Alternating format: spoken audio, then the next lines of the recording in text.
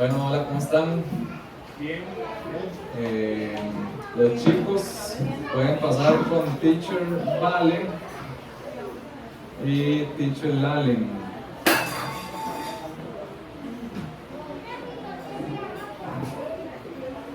Pues, creo que la oreja de Dani es más grande.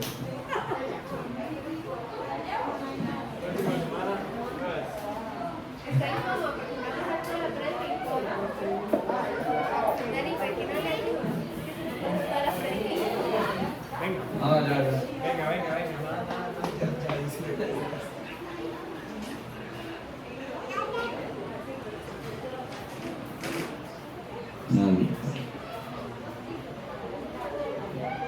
No sé me acuerdo. Claro, sí. Gracias, Dani. Ok. Bueno, mientras me acomodo, pueden ir abriendo sus Biblias en 1 de Timoteo, capítulo 1. Hoy vamos a continuar con la serie venimos estudiando el libro de 1 de Timoteo.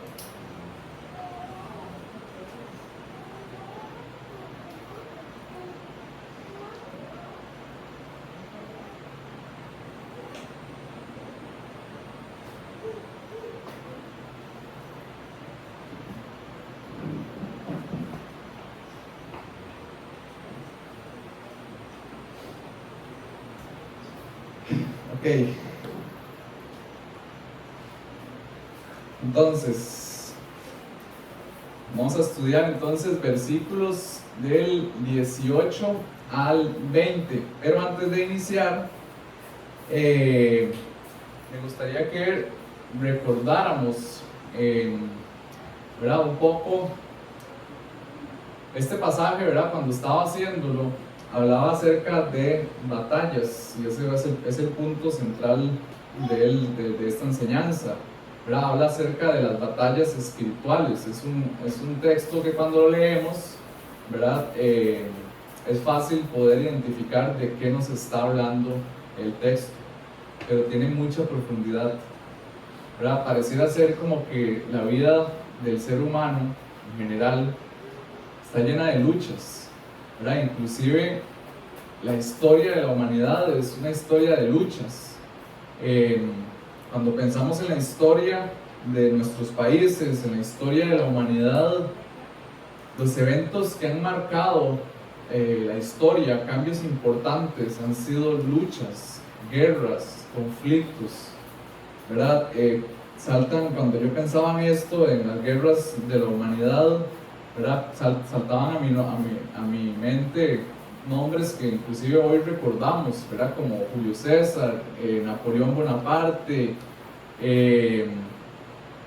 George Washington en Estados Unidos. Pensamos en Costa Rica, Juan Santamaría, ¿verdad? Son cosas que en serio, cuando uno habla de la historia, ¿verdad? De la humanidad, pareciera ser como que los que resaltan son personajes que han tenido eventos de guerras o conflictos. Sin embargo, este pasaje de hoy nos habla acerca de una guerra, pero una guerra que es muy diferente al mundo. Es una guerra, ¿verdad?, que va más a lo personal, al corazón, a lo espiritual del hombre. El ser humano constantemente pasa en una guerra, en un conflicto con su pecado, pasa en guerra con las personas, pasa en guerra ¿verdad?, en una lucha con enfermedades, a veces hasta con sus esposas o esposos, sus hijos, ¿verdad? La vida del ser humano pareciera ser que es una vida de luchas constantes. Hay quienes luchan por cosas buenas, cosas que valen la pena pelearlas, y hay quienes luchan por cosas vanas, cosas egoístas, ¿verdad? Riquezas, cosas materiales. Pero aquí nos habla de una verdadera batalla, que es la única que Dios la hace ver como buena, importante. Entonces, vamos a leer 1 de Timoteo 1, 18 al 20, y vamos a a orar y poner en las manos del Señor el mensaje de hoy. Entonces voy a leer en Reina Valera de 1960. Dice: este mandamiento, hijo Timoteo, te encargo para que conforme a las profecías que se hicieron antes en cuanto a ti, milites por ellas la buena milicia, manteniendo la fe y buena conciencia, desechando la cual naufragaron en cuanto a la fe algunos, de las cuales son Himeneo y Alejandro, a quienes entregué a Satanás para que aprendan a no blasfemar. Padre Santo, gracias, Señor, porque podemos iniciar, Señor, este año juntos como iglesia, pudiendo predicar tu palabra, pudiendo abrir nuestras Biblias y poder conocerte aún más. Gracias porque podemos hoy tener acceso a tu palabra, y no solamente acceso, sino a un entendimiento que solo tú lo das, Padre. Hoy reconocemos, Señor, que somos débiles, que somos hombres dependientes de ti, que tú sos el que has abierto nuestras mentes y nuestros corazones para que podamos conocerte y verte y poder entregarte nuestras vidas. Te quiero pedir, Dios, para que hoy traigas un entendimiento de este texto, para que nos enseñes, Señor, cómo esto impacta nuestro caminar contigo, Dios, nuestra vida cristiana, una vida de piedad, Señor. Enséñanos, Dios, y ten misericordia de nosotros. En el nombre de Cristo Jesús te pongo esta enseñanza. Amén. Ok, entonces, como les decía, este pasaje de Timoteo, recordemos que Pablo le escribe a su hijo en la fe, que es Timoteo, ¿verdad? Pablo le escribe a Timoteo, que está en Éfeso, para que él se encargue de diferentes problemas que están pasando dentro de la iglesia de Éfeso. Hablábamos hace unas semanas que Timoteo fue, Pablo empodera a Timoteo para que afronte una serie de falsas enseñanzas, una serie de falsos maestros que se estaban dando en la iglesia de Éfeso. Y Pablo aquí retoma el tema, ¿verdad?, que hemos venido estudiando acerca de las falsas enseñanzas y los falsos maestros, para decirle, ¿verdad?, tú tienes que pelear esa batalla. El hecho de que tienes que enfrentar todas esas cosas que están pasando dentro de la iglesia no es fácil, pero tienes que pelear esa batalla, y es una batalla que es buena, ¿verdad? Y aquí la palabra buena, en este texto, en el versículo 18, en el idioma original en que está escrito, es una palabra que significa básicamente noble, excelente, es algo honroso, es algo de alta estima, ¿verdad? Pareciera ser que es la única que puede ser calificada como una buena batalla, es algo que realmente vale la pena pelearlo. La idea central de este texto, como les decía, es acerca de estas batallas espirituales, pero este texto nos enseña, ¿verdad?, de que nosotros como creyentes no podemos vivir sin estar conscientes de que estamos en una batalla espiritual, y no es solamente algo único, algo que pasa una sola vez en nuestras vidas, es algo constante. Nosotros como creyentes tenemos que estar conscientes de que día a día vivimos en una batalla espiritual, ¿verdad?, y que somos llamados a pelearla. El Señor nos ha capacitado para pelear la batalla en cual estamos nosotros hoy. Entonces el pasaje de hoy voy a desarrollarlo en 2 puntos. El primero de ellos es justamente esto, la realidad de que vivimos en una batalla espiritual. Y esto lo podemos ver en el versículo 18. Dice: este mandamiento, hijo Timoteo, te encargo para que conforme a las profecías que se hicieron antes en cuanto a ti, milites por ellas la buena milicia. Entonces, Pablo comienza diciendo este mandamiento. La razón por la que escogí la Reina Valera es porque pareciera ser que está un poco más claro la traducción. ¿Verdad? Pablo le recuerda un mandato a Timoteo.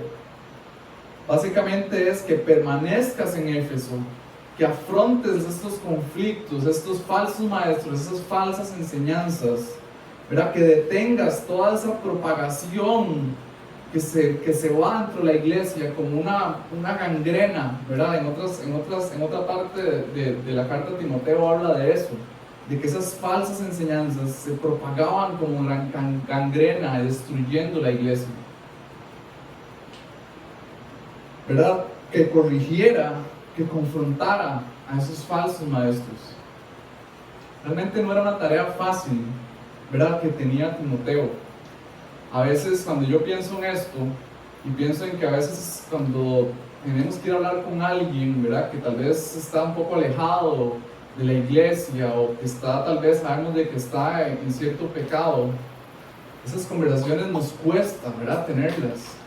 Nos cuesta agarrar el teléfono, llamarlo, nos cuesta ir a sentarnos a tomar un café con las personas.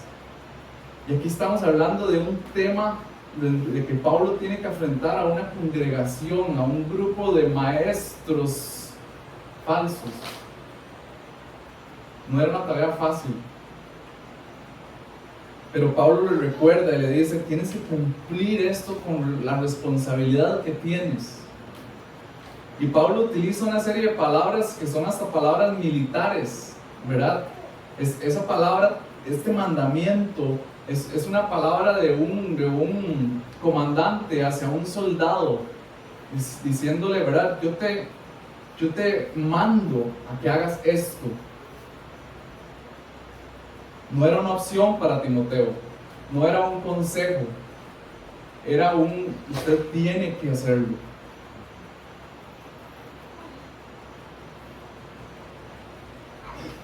Entonces, recordemos que esta instrucción que Pablo le da a Timoteo no es una instrucción simplemente que nace de Pablo, ¿verdad? Pablo es el que le dice, pero es una instrucción que viene de Cristo mismo.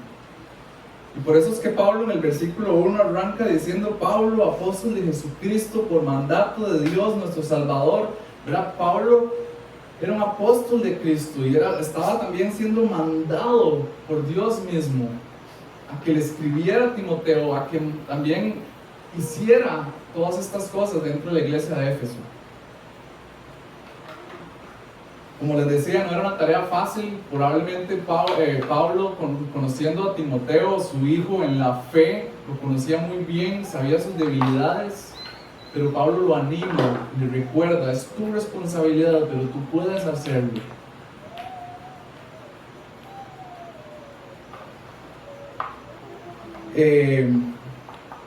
Ahora, esta palabra milicia, esta palabra buena batalla, de la cual veremos aquí, y por la cual también escogí esta versión, Reina Valera, es porque en otras versiones aparece como, ¿verdad?, la buena batalla, pero aquí en la Reina Valera dice buena milicia. Ahora, ¿qué significa milicia? Una milicia, ¿verdad?, estuve estudiando que es diferente a una batalla, porque una batalla es algo que sucede una sola vez, un solo evento, pero la milicia pareciera ser que es una serie de batallas, son muchas batallas. Inclusive también tiene el significado como de la preparación, la planeación, todo lo que tiene que ver para enfrentar esas batallas. Y cuando pienso en esto, ¿verdad?, me vuelve a lo mismo, ¿verdad? Nosotros en nuestra vida cristiana no es algo de una sola batalla y listo, y estamos victoriosos en Cristo, no. ¿Verdad? La vida cristiana es una vida de muchas batallas. Estamos en una guerra espiritual día a día. Y Timoteo le recuerda de que Pablo le recuerda a Timoteo de que él debe enfrentar esa serie de batallas, que probablemente resolver esos problemas dentro de la iglesia no era algo que le iba a llevar un solo día, era algo que le iba a llevar mucho tiempo, y que él necesitaba ánimo, necesitaba, ¿verdad?, recordarle y recordarle y recordarle. Sabía que era difícil, pero Pablo le recuerda que también esas cosas ya estaban profetizadas que iban a pasar, ¿verdad? Le recuerda en el versículo 18, dice: conforme a las profecías que se hicieron acerca de ti. Ahora, ¿qué son exactamente esas profecías? No nos dicen mucho acerca de eso, ¿verdad? Si nos vamos a 1 Timoteo 4:14, Pablo vuelve a recordarle a Timoteo nuevamente, ¿verdad? Y dice en el capítulo 4, versículo 14, dice: no descuides el don que hay en ti. El Señor había capacitado a Timoteo para estas batallas, para enfrentar esta situación que estaba pasando en la iglesia. Y dice que fue dado mediante profecía por la imposición de manos del presbiterio. Ahora Pablo le recuerda a Timoteo de que eso que estaba pasando a él le tocaba, él tenía responsabilidad de hacerlo, ya estaba profetizado que iban a pasar esas cosas, pero que él tenía el don y las capacidades para enfrentar esos problemas dentro de la iglesia. Pablo tenía una tarea especial para el reino de Dios, y de la cual hoy nosotros estudiamos, entendemos, aprendemos. Yo quiero hacer un paréntesis aquí, y es que el hecho de que Pablo haya llegado al ministerio a través de profecía, ¿verdad?, por una confirmación de una profecía, ¿verdad?, no es la norma por la cual se rige la iglesia hoy. Estamos hablando en un tiempo donde todavía el Nuevo Testamento no estaba completo. Estamos hablando en un tiempo donde todavía no había, como por decirlo así, no tenían la escritura en sus manos, ¿verdad? Recordemos que era un tiempo donde ni siquiera existía la imprenta. Era súper difícil que alguien pudiera tener la revelación completa de Dios en sus manos. Y por eso es que Dios, en ese momento, mientras el Nuevo Testamento estaba siendo completado, Dios obraba a través de diferentes formas para poner orden a la iglesia. Y aquí está hablando de ciertos profetas que revelaron la voluntad de Dios para la vida de Timoteo. Pero eso no es la norma para hoy. Ya Dios dejó establecido cómo debe ser el llamado para un ministerio, ¿verdad? Y esto está escrito igualmente en el 1 Timoteo, capítulo 3, cuando habla de cómo debe ser un pastor o un anciano, ¿verdad? Dice que palabra fiel, y eso lo vemos en el capítulo 3, versículo 1, dice: palabra fiel, si alguno anhela al obispado, buena obra desea. Pero es necesario que el obispo sea irreprensible, marido de una sola mujer, Y en este pasaje de 1 Timoteo capítulo 3, versículo 1 en adelante, no habla acerca de profecías o que el ministerio tiene que ser llamado por la confirmación de una profecía, ¿verdad? Estamos hablando de un tiempo determinado, pero ahora ya tenemos la revelación de Dios. Y el llamado más bien tiene que ser confirmado por la iglesia.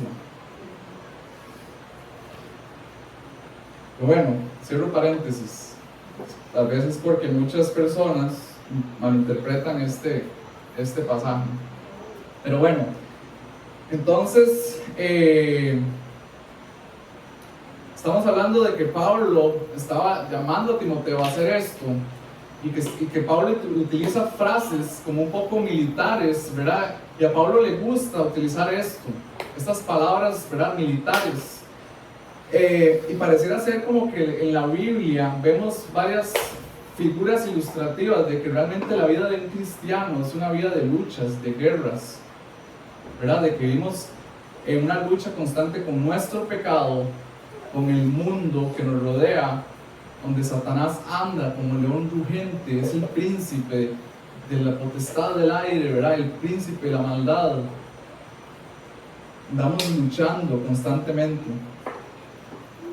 Entonces, decía esto porque muchas veces existe el mal concepto dentro de las diferentes personas, ya sea cristianas y no cristianas, de que el hecho de creer en Cristo es algo que si crees vas a llegar a tener una felicidad, un gozo, vas a poder tener éxito, vas a poder tener, ¿verdad?, algo sublime. Pero eso no es lo que vemos en la Escritura. Hay quienes creen que sí, que es, ¿verdad?, que hay una lucha, pero una vez que usted tiene esa lucha, ¿verdad?, ya toda su vida, después de esa batalla, ya su vida va a ser victoriosa y éxito y victoria. Pero eso no es lo que vemos en la Escritura, ¿verdad? De nuevo, milicia significa una serie de luchas.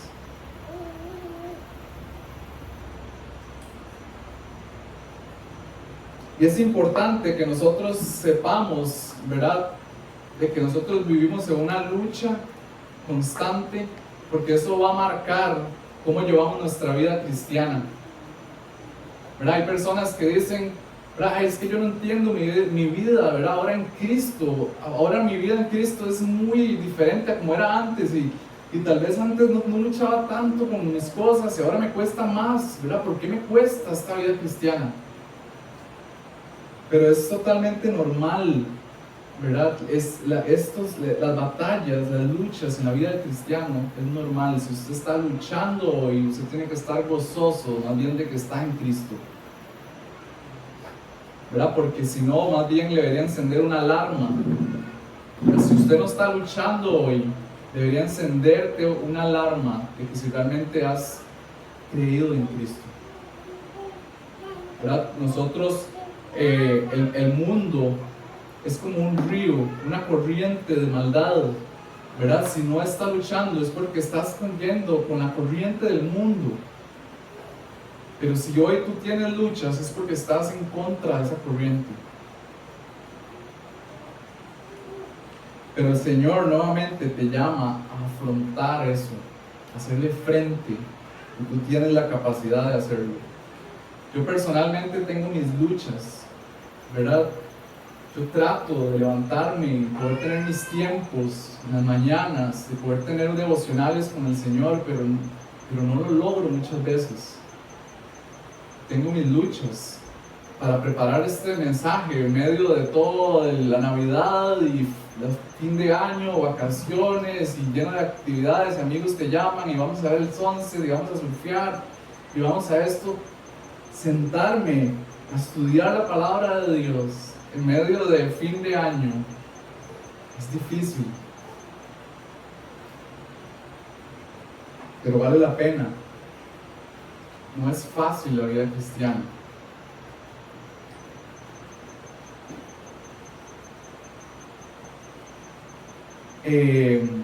Cuando pensaba también en esto, pensaba también en que, ¿verdad?, Satanás, que anda como el león rugiente, anda queriendo destruir, ¿verdad?, la obra de Dios en diferentes ámbitos. Y uno de estos grandes ámbitos son los matrimonios de la iglesia. ¿Verdad? Matrimonios fuertes en Cristo va a resultar en una iglesia fuerte. Y tenemos que luchar nosotros por cuidar los matrimonios de la iglesia. Tenemos que luchar nosotros como hombres, y me confronta a mí en que nosotros somos la cabeza de nuestras familias, y Satanás va a querer destruirnos a nosotros, porque destruyendo a nosotros va a destruir nuestras esposas y nuestros hijos. Estudiando esto, pude ver testimonios de pastores también, donde ellos dicen que la gente tiene el mal concepto de que piensan de que cuando están jóvenes en la fe es donde van a tener más luchas, porque es donde están empezando a conocer la vida cristiana, pero más bien se vuelve más cuesta arriba, porque Satanás quiere destruir los líderes, ¿verdad?, de la iglesia, porque destruyendo el pastor, las ovejas se van a dividir, se van a esparcir y no van a saber qué hacer. Satanás va a luchar incansable y perseverantemente por destruir, por dividir, por matar nuestra alma. Y nosotros estamos en una constante lucha. Hablábamos hoy en la mañana de que no es algo también totalmente externo, ¿verdad? No es algo que lo que va a que la lucha que tenemos no es algo que solamente viene de afuera de Satanás y que no podemos satanizar todo, tampoco. Tenemos que recordar que también hay pecado en nosotros y que tenemos que luchar con nosotros mismos. Nuestra carne va a querer actuar y va a haber días donde vamos a estar débiles. Pero necesitamos de la palabra de Dios, que es la que nos fortalece. Ok, entonces es importante que tengamos un entendimiento claro de que estamos en una batalla. Y ahora el segundo punto de hoy, y que Pablo toca aquí, es cuál es la manera correcta de pelear esa buena batalla. Y Pablo nos da 3 consejos que hablan acerca de esto, ¿verdad? Timoteo tenía que luchar o pelear contra esos falsos maestros, esas falsas enseñanzas que habían dentro de la iglesia, y Pablo le da consejos a Timoteo para cómo afrontar eso. El primero de ellos es lo que viene en el versículo 19, dice, manteniendo la fe. Si Timoteo quería luchar correctamente esta buena batalla, tenía que mantenerse fuerte en la fe. Ahora, esa fe que habla aquí en el Nuevo Testamento se puede ver de 2 formas distintas. La forma más común en que vemos la fe en el Nuevo Testamento es esa confianza que tenemos nosotros en Dios. Pero hay también una forma de interpretar, depende del contexto. Es que la fe es el conjunto de doctrinas, ¿verdad? El conjunto de verdades bíblicas de la cual está fundamentada nuestra fe. Y pareciera ser que ese es el contexto de este pasaje, ¿verdad? Nosotros no luchamos por mantener nuestra fe ya fue dada, ¿verdad? En el momento que usted se convirtió en Cristo y aceptó a Cristo en su corazón, el Señor le dio el don de la fe. Y ya está puesto en usted. Sí, tenemos que alimentarla, pero no tenemos que luchar por esa fe porque ya la tenemos. Lo que sí tenemos que luchar es por alimentar esa fe de buenas doctrinas, de la verdad de Dios, de la voluntad de Dios. Un capitán no manda a un soldado, ¿verdad?, a la guerra sin darle la información necesaria de hacia dónde va, cuál es el campo en el que va a pelear, con qué herramientas cuenta. Si no lo hiciera, básicamente lo está mandando a morir. Pero un buen capitán manda a sus soldados con la información necesaria para que puedan pelear esa batalla. Y eso es lo que nosotros como iglesia nos toca, ¿verdad?, capacitarnos y conocer la voluntad del Señor. Y no solamente las doctrinas, ¿verdad?, básicas, o conocer así, tenemos un Dios soberano, tenemos un Dios misericordioso, tenemos un Dios de amor, tenemos un Dios, sino dónde dice la Escritura por eso.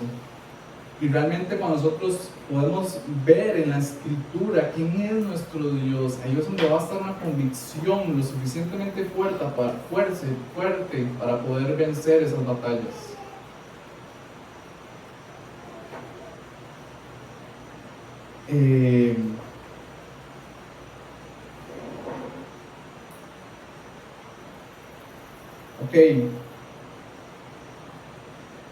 Es importante, chicos, que nosotros nos encontremos continuamente estudiando las doctrinas bíblicas, ¿verdad? Es importante estos espacios que la iglesia abre, como por ejemplo Fe Simple, donde podemos venir, ¿verdad?, a estudiar juntos, a crecer juntos las verdades de Dios, ¿verdad? No, como les decía anteriormente, no es cualquier iglesia que abre esos espacios. Es súper nutritivo para nuestra vida. es bueno y debemos hacer el esfuerzo de venir. El siguiente punto, o el siguiente consejo que Pablo da a Timoteo es mantener una buena conciencia. Versículo 19 dice: manteniendo la fe y buena conciencia, desechando la cual naufragaron en cuanto a la fe algunos. Pablo no está diciendo que es importante que mantengamos una enseñanza, sino también está recalcando la importancia de que mantengamos una buena conciencia.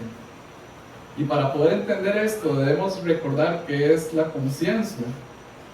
La conciencia es algo que el Señor nos da, ¿verdad?, como un sensor, algo interno, en el cual nos dice, ¿verdad?, nos confirma o nos acusa, ¿verdad? Inclusive los no creyentes tienen una conciencia, el Señor les ha dado conciencia, pero el no creyente, ¿verdad?, ha decidido no escuchar su conciencia, darle la espalda a la conciencia.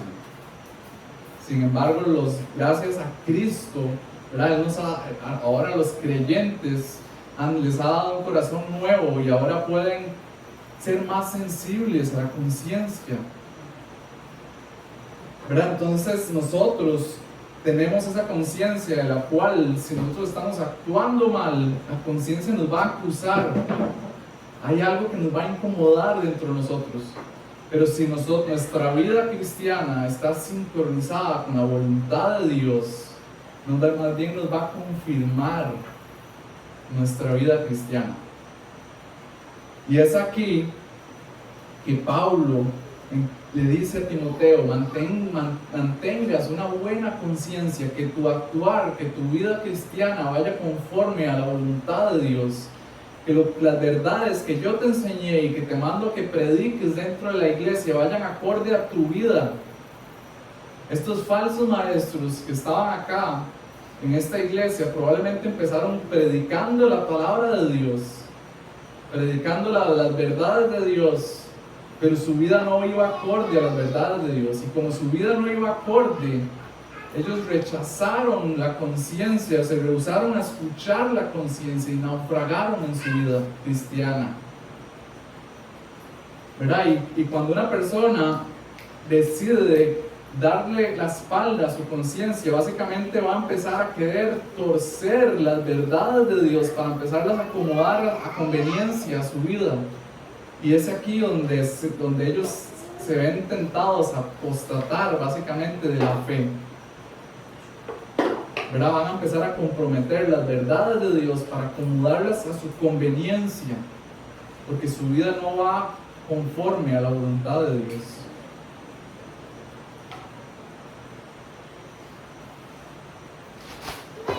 Estas personas vivían como tenían dos caras, ¿verdad?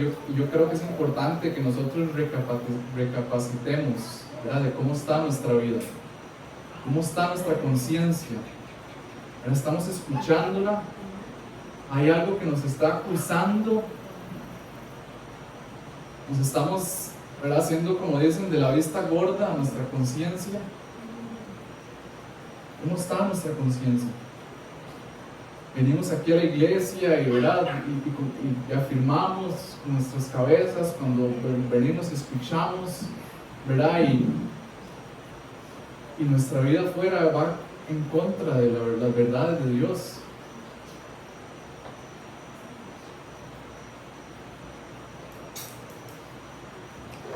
Este pasaje pareciera ser eco, ¿verdad?, Mateo 7, versículos 21 al 23. ¿Verdad? Mateo 7, recuerden que es Cristo diciendo: no todo el que me dice Señor, Señor es el que va a entrar en el reino de los cielos. Hay personas que tenían esta doble cara, esta hipocresía, y que estaban diciendo, ¿verdad?, nosotros no éramos los que no profetizábamos en tu nombre, no hacíamos esto y no hacíamos aquello, pero Dios conocía los corazones. Y por eso les decía: aléjense de mí, jamás los conocí, hacedores de maldad. ¿Verdad? Estos falsos maestros hacen eco a esto que Cristo dijo.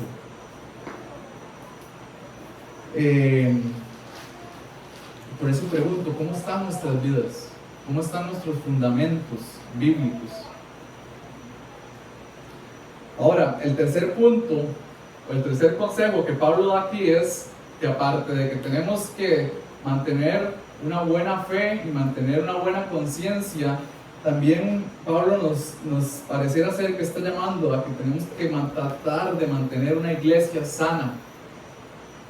Y por eso es que habla en el versículo 20 lo siguiente, dice, de los cuales son Himeneo y Alejandro, a quienes entregué a Satanás, para que aprendan a no blasfemar.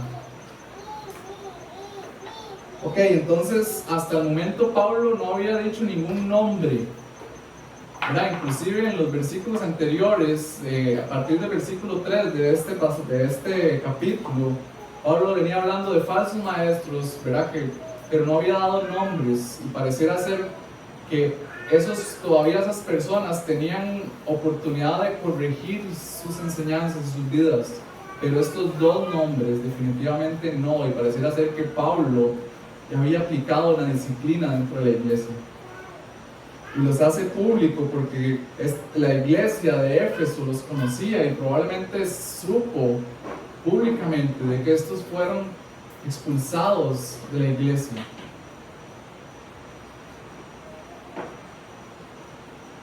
Pablo había hecho una disciplina de la iglesia y es importante que nosotros sepamos de que hay procesos para esta disciplina. Ahora, aquí habla también de que Pablo había entregado a Satanás, a Himeneo y a Alejandro, y cuando vemos esta expresión nos parece súper fuerte, ¿verdad? Nos parece súper fuerte de que una iglesia decida entregar a Satanás a alguien para que aprendan a no blasfemar. Pero esta frase es profunda, no tenemos el tiempo para poder desarrollarla toda, pero los animo a que puedan estudiar qué significa esto. Pero básicamente, en primer lugar, nosotros debemos de recordar que la Biblia habla de que nosotros vivimos en un mundo caído que después de Génesis 3, después de que Adán y Eva pecaron, este mundo está bajo la maldición de Satanás. ¿Verdad? Satanás es el príncipe de este mundo. Anteriormente no había maldad y después de Génesis 3 vivimos en un mundo caído. Y a partir de eso nosotros podíamos entender, ¿verdad?, de que todo inconverso está bajo ¿verdad? No, todo ser humano está bajo este mundo. Pero es claro de que hay personas que están como bajo la protección divina de Dios. Y eso lo podemos ver desde el Antiguo Testamento y lo podemos ver en el Nuevo Testamento. En el Antiguo Testamento podemos ver esto claro, de que todo el que estaba bajo el pueblo de Israel estaba bajo como una sombrilla divina. ¿Verdad? El Señor estaba con ellos. Y veíamos cómo el pueblo inclusive desobedecía y tal vez, ¿verdad?, muchas veces pecaban contra el Señor, pero aún así vivían bajo esa protección divina y el Señor los acuerpaba y estaba con ellos. De igual forma, en el Nuevo Testamento, todo aquel que esté bajo la sombrilla, por decirlo así, es una ilustración, ¿verdad?, pero de la iglesia, pareciera ser que está bajo una protección divina de Dios. Entonces, cuando la expresión de expulsar o que fueron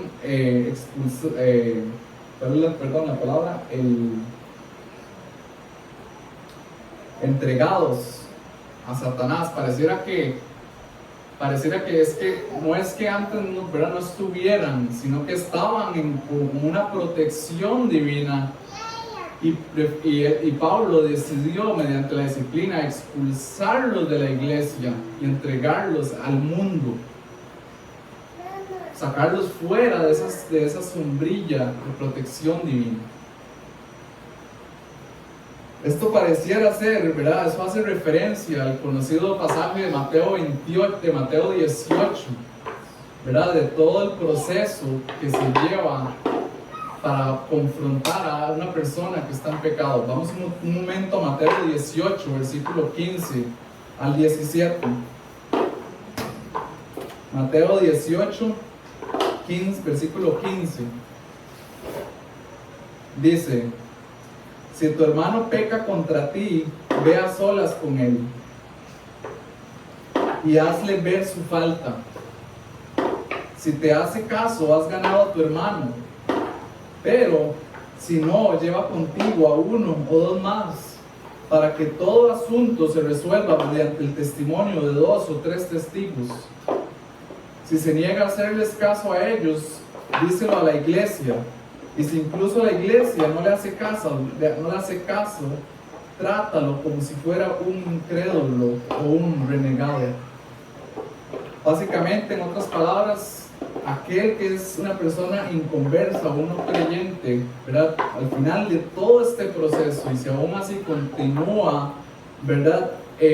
Negando hacerles caso, básicamente lo que está diciendo este pasaje es: expúlselo inmediatamente de la iglesia. Y cuando una persona es sacada de esa sombrilla de protección, básicamente se entrega al mundo, donde Satanás es el príncipe del mundo. Ahora, el hecho de que una persona sea entregada a Satanás no es algo que pueda resultar siempre en algo malo. Y eso lo podemos ver a través de diferentes partes en la Escritura. Un ejemplo de eso rápidamente es Job. Job es la primera persona de la cual Dios habla de que ha sido entregada a Satanás, pero la Biblia dice que Job era un hombre justo. Y Dios lo hizo con el propósito, ¿vale? Podemos ver el libro de Job, pero con el propósito de que hoy nosotros podamos ver de que Dios es el que se encarga de afirmar la fe de los creyentes. A pesar de que la vida, ¿verdad?, pueda tener muchos problemas y muchas luchas, a pesar de que las cosas materiales no puedan estar y puedan ser quitadas, a pesar de que nuestros familiares puedan morir, ¿verdad?, a pesar de que vivamos en enfermedades, ¿verdad?, Dios es el que afirma nuestra fe. Y Job nunca, ¿verdad?, maldijo al Señor, se mantuvo firme. Otro ejemplo es el rey Saúl, ¿verdad? Decía que el rey Saúl tenía, ¿verdad?, estaba, Dios era el que dirigía su vida. El rey Saúl estaba con el Señor al principio, pero su orgullo le ganó. Empezó a utilizar su autoridad, su poder para beneficio propio. Y Dios no le gustó esto y abandonó a Saúl. Y ahí fue donde Dios escogió a David. Y dice que en el momento en que deja a Saúl, un espíritu maligno toma la vida de Saúl y empiezan a pasar toda la serie de cosas. Y el rey Saúl muere. Lo mismo pasa con Judas en el Nuevo Testamento. Judas caminó 3 años con Cristo, ¿verdad? Judas estaba bajo esa protección, digamos, divina, pero Judas era un no creyente, nunca creyó en Cristo. Incluso, ¿verdad?, Jesús en la cena, ¿verdad?, le dice: alguno de ustedes me va a entregar hoy. Es como si Cristo le estuviera diciendo: te doy la oportunidad de que te arrepientas y que me digas, ¿verdad?, y que creas en mí. Pero él rechazó a Dios y fue entregado en ese momento. Dice que Satanás tomó a Judas y Judas vendió a Cristo por 30 monedas de plata y se suicidó. Ahora, nosotros podemos sacar lecciones prácticas de esto. Y es que para nosotros entender la importancia de lo que es la disciplina en la iglesia, debemos recordar primeramente que Cristo ama la iglesia.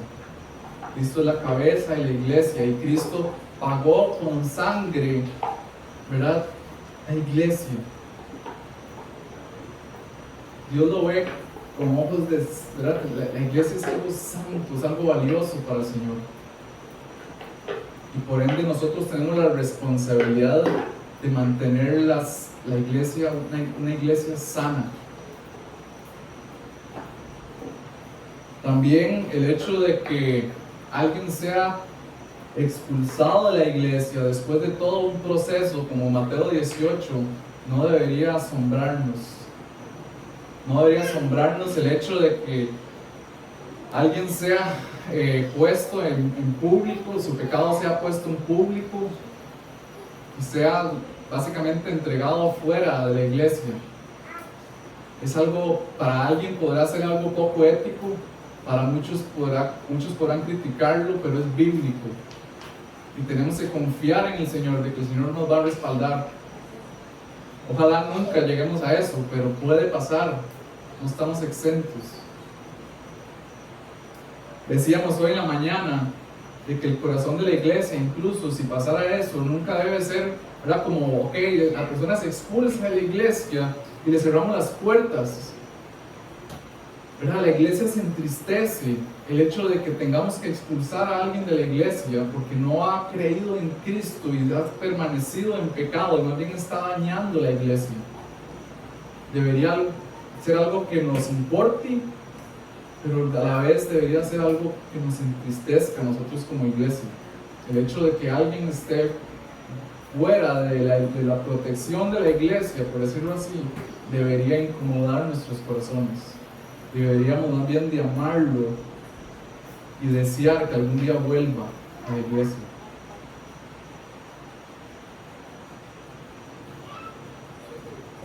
El hecho de que el pecado de alguien sea puesto en público, creo, ¿verdad?, fielmente de que esto es algo bueno para nosotros, es algo bueno porque los demás pueden ver el reflejo de que lo que es el pecado y lo grave que es el pecado, y cuando vayamos a pecar nos va a dar un temor santo de pecar.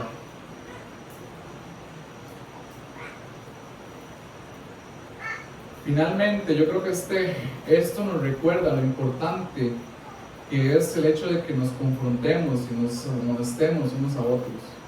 El hecho de, ¿verdad?, de poder sentarnos unos con otros, a confrontarnos un poquito, a movernos el piso, de cómo está nuestra vida. Si nosotros no tenemos esas prácticas constantemente dentro de la iglesia va a tener que llegar a aplicar una disciplina como esta. Pero ojalá no tengamos nosotros como iglesia llegar a aplicar esas disciplinas, si nosotros más bien las atajamos, por decirlo así, antes, sentándonos entre nosotros y cuidándonos entre nosotros. ¿Verdad? Hablando de Mateo 18, la primera parte de Mateo 18 dice: si tu hermano peca contra ti, ve a solas con él y hazle ver su falta. Dice: si te hace caso, has ganado a tu hermano. Y punto.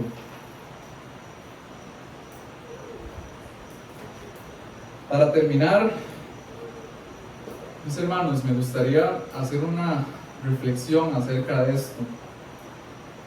Es importante que nos acordemos día a día, en el primer momento que nos levantamos, estamos en una lucha espiritual. Debemos recordar que a pesar de que vivimos en esa lucha, el Señor nos ha dado dones, nos ha dado capacidades, nos ha dado talentos para poder afrontar eso. El Señor no nos ha dejado a expensas. El Señor nos ha dado una armadura, ¿verdad?, que ha venido a través de la fe para que nosotros podamos hacerle lucha a eso. Hablábamos hoy en la mañana que la armadura de Dios no es algo ¿verdad?, es algo que simplemente cubre nuestro frente. La vida de un cristiano no está para que se vuelva, ¿verdad? Toda la armadura de Dios es para que nosotros podamos luchar de frente. Un cristiano no se rinde.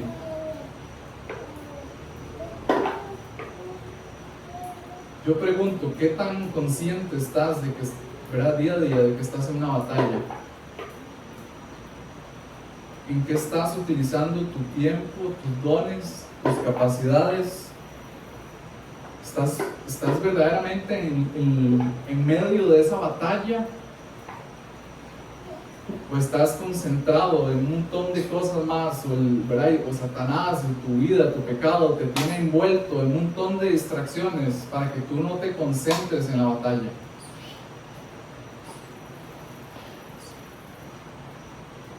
Solo hay una lucha. Solo hay una lucha que está calificada como buena, como honorable.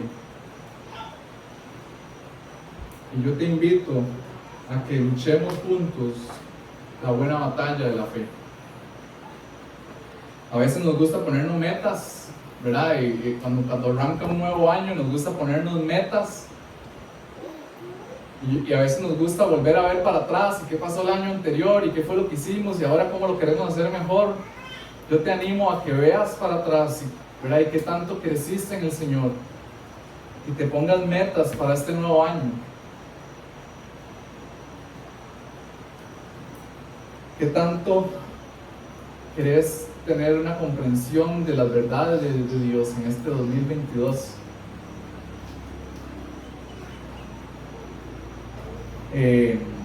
¿Cuándo fue la última vez que decidiste tomar el teléfono para hablar con alguien que sabías de que no estaba caminando bien en el Señor?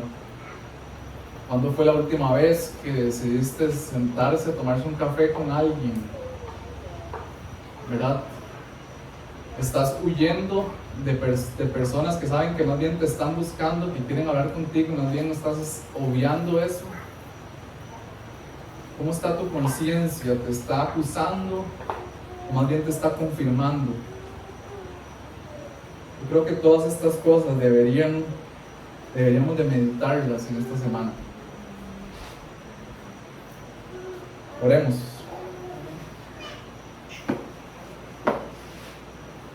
Bueno, preguntas, comentarios antes de orar.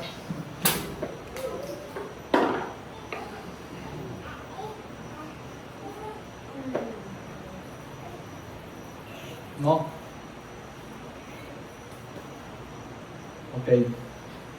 Voy a orar. Padre, gracias Señor por este pasaje. Gracias por tu palabra, Dios, porque Señor es miel, Señor, a nuestro paladar. Tu palabra es luz a nuestro caminar, es una lámpara que alumbra, Señor, nuestro camino. Gracias, Señor, porque tú nos llamas a que peleemos la buena batalla, una batalla que es la única que para tus ojos es buena, es agradable, es honorable. Señor, gracias porque a pesar de que estamos en una lucha día con día, Señor, tú no nos has dejado solos, tú luchas con nosotros, Dios. Tú nos has dado, Señor, un espíritu, Señor, para que creamos en ti, para que te conozcamos y para que podamos hacerle frente a nuestras luchas. Ayúdanos, Señor, a saber de que este mundo, Señor, no está completo. Nosotros no estamos aquí para satisfacernos a nosotros, para ser felices, Señor, el propósito o la parte sublime de nosotros no está aquí en este mundo. Estará cuando estemos delante de tu gloria, Dios. Y ayúdanos a recordar de que esta vida hay lucha, sí, pero es porque somos tus hijos, tus soldados, porque estamos de tu lado, Dios.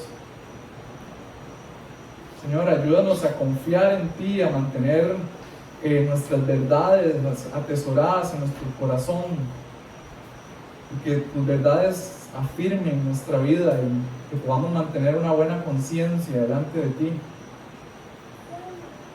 Señor, ayúdanos a nosotros como iglesia a mantener una iglesia sana. Señor, somos hombres imperfectos, muchas veces tomamos decisiones imperfectas, pero yo te pido, Dios, que nos capacites como iglesia a que podamos hacer las cosas bien, Señor, que tú veas a esta iglesia con ojos de alegría, Dios. Señor, yo te pido para que podamos confrontarnos, para que podamos tener un corazón humilde de poder recibir también cosas de nuestros hermanos. Señor, y que tú transformes nuestras vidas, transformes la iglesia, Señor, para ser una iglesia agradable a ti, Dios. En el nombre de Cristo Jesús oramos. Amén. Amén.